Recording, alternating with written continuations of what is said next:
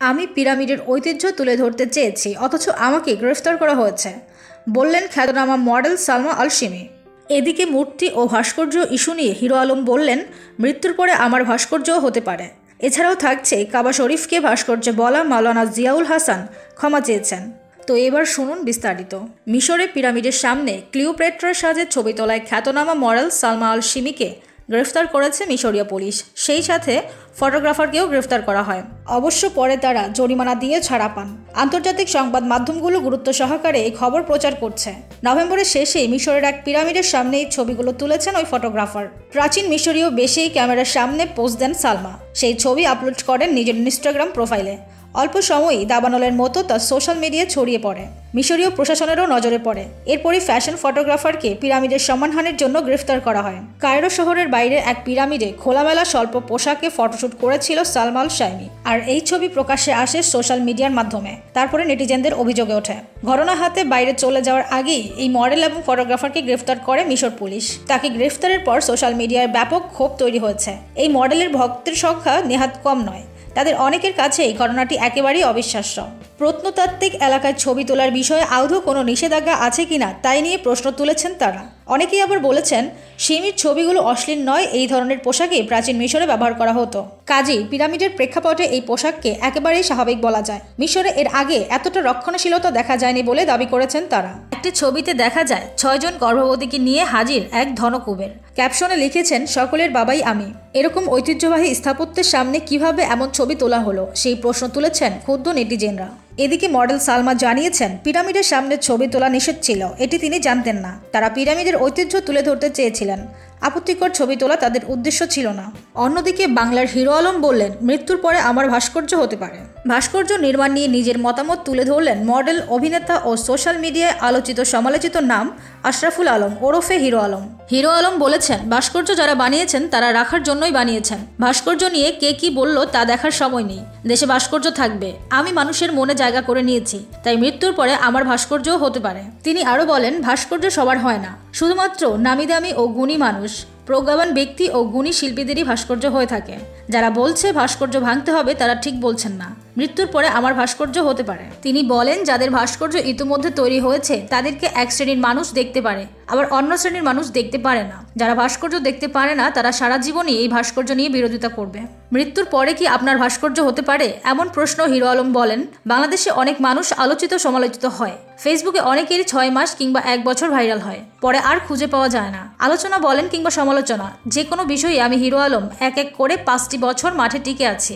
আমি যদি ভালো কাজ না করতাম তাহলে এত মানুষের হৃদয়ে জায়গা পেতাম না। মানুষ আমাকে নিয়ে এত কিছু করতো না। আমাকে নিয়ে মানুষের ভালোবাসা আছে বলেই মানুষ আমার ভাস্কর্য বানাতে চায়।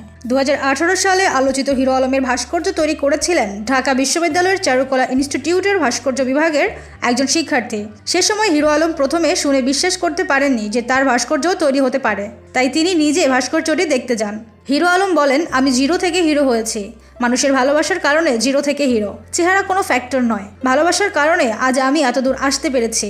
মানুষের যোগ্যতা সবচেয়ে বড় বিষয়। কাবা শরীফকে ভাস্কর্য বলা মাওলানা জিয়াউল হাসান ক্ষমা চাইলেন। একটি বেসরকারি টেলিভিশনের অনুষ্ঠানে কাবা শরীফকে ভাস্কর্য বলে নিজের ভুল বুঝতে পেরে ক্ষমা চেয়েছেন বাংলাদেশের সম্মিলিত ইসলামী জোটের সভাপতি হাফিজ মাওলানা জিয়াউল হাসান। 3রা ডিসেম্বর বিকেলে এক সংবাদ বিজ্ঞপ্তিতে তিনি ক্ষমা চেয়ে এই কথা বলেন। তিনি জানান, মুখ ফসকে কথাটা আমার বের হয়ে গিয়েছিল, কিন্তু এটিকে বিভিন্নভাবে উপস্থাপন করে আমার বিরুদ্ধে ষড়যন্ত্র করা হয়। মাওলানা জিয়াউল হাসানের পাঠানো সংবাদ বিজ্ঞপ্তিটি হুবহু তুলে ধরা হলো। একজন প্রেমিক তার প্রেমাস্পদের বাড়ির চতুর্দিকে এক ঝলক দৃষ্টি পাওয়ার জন্য যেভাবে ঘুরে, ঠিক তেমনই পবিত্র কাবা শরীফের চতুর্দিকে আল্লাহ তাআলার সুদৃষ্টি লাভের আশায় মুসলিমরা তাওয়াফ করে থাকেন। তাওয়াফের আগে ও পরে সুযোগ পেলে তারা কালো পাথরকে চুম্বন করে থাকেন। কালো পাথর বাহ্যিকভাবে নিছক একটি পাথর, কিন্তু বিশ্বনবী হযরত মুহাম্মদ সাল্লাল্লাহু আলাইহি সাল্লাম এই কালো পাথরকে চুমু দিয়েছিলেন বলে আমরাও এই কালো পাথরকে চুমু দিতে উদ্গ্রীব থাকি। হযরত ওমর রাদিয়াল্লাহু তাআলা আনহু বলেছিলেন, আমি জানি তুমি নিছক একটি পাথর, আমি কখনোই তোমাকে চুম্বন করতাম না যদি আমি রাসূল সাল্লাল্লাহু আলাইহি সাল্লামকে না দেখতাম তোমাকে চুম্বন দিতে। এই বিষয়টাকে তুলে ধরতে গিয়ে আমি 4 বছর আগে নিউজ 24-এর একটি টক শোতে মুখ ফসকে কাবা শরীফকে ভাস্কর্য বলে ফেলেছিলাম।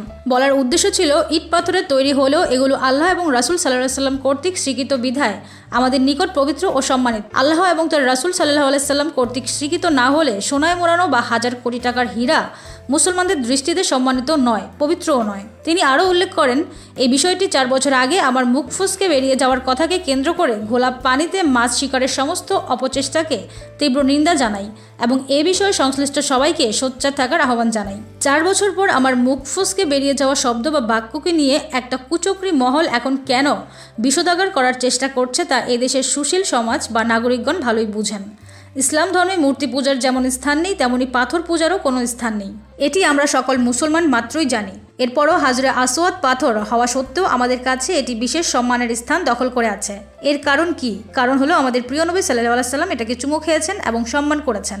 তথাপি মুখ ফসকে বেরিয়ে যাওয়ার কারণে আমার কথায় যদি কেউ কষ্ট পেয়ে থাকেন, সেজন্য আন্তরিকভাবে আমি দুঃখিত ও ক্ষমা প্রার্থী। 2রা ডিসেম্বর ইসলাম ধর্ম নিয়ে অপব্যাখ্যার অভিযোগে সম্মিলিত ইসলামী জোটের সভাপতি হাফিজ মাওলানা জিয়াউল হাসানের বিরুদ্ধে ডিজিটাল নিরাপত্তা আইনের মামলা করেন এক সাংবাদিক। বাংলাদেশ সাইবার ট্রাইব্যুনালের বিচারক আজ শামস জগলুল হোসেনের আদালতে আরিফুর রহমান নামের এক সাংবাদিক মামলাটি দায়ের করেন। মামলার নথি থেকে জানা যায়, নিউজ 24 চ্যানেলের টকশোতে আসামি হাফিজ মাওলানা জিয়াউল হাসান বলেন, আমাদের কাবা শরীফ যেটা বাইতুল্লাহ শরীফ, সেটাও কিন্তু একটা স্ট্যাচু। আমরা সেখানে শ্রদ্ধা নিবেদন করি।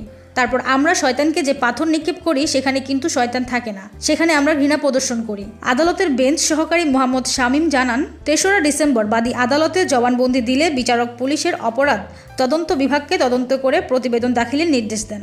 এই যে বাংলাদেশে ভাস্কর্য বা মূর্তি নিয়ে এত আলোচনা সমালোচনা হচ্ছে, এ বিষয়ে আপনার মন্তব্য কি জানিয়ে দিন ভিডিওর কমেন্ট বক্সে। আর ভিডিওটি ভালো লাগলে অবশ্যই লাইক দিন। আর প্রতিদিনের এমন নানান খবরাখবর সবার আগে পেতে চ্যানেলটি সাবস্ক্রাইব করে আমাদের পাশেই থাকুন। ধন্যবাদ।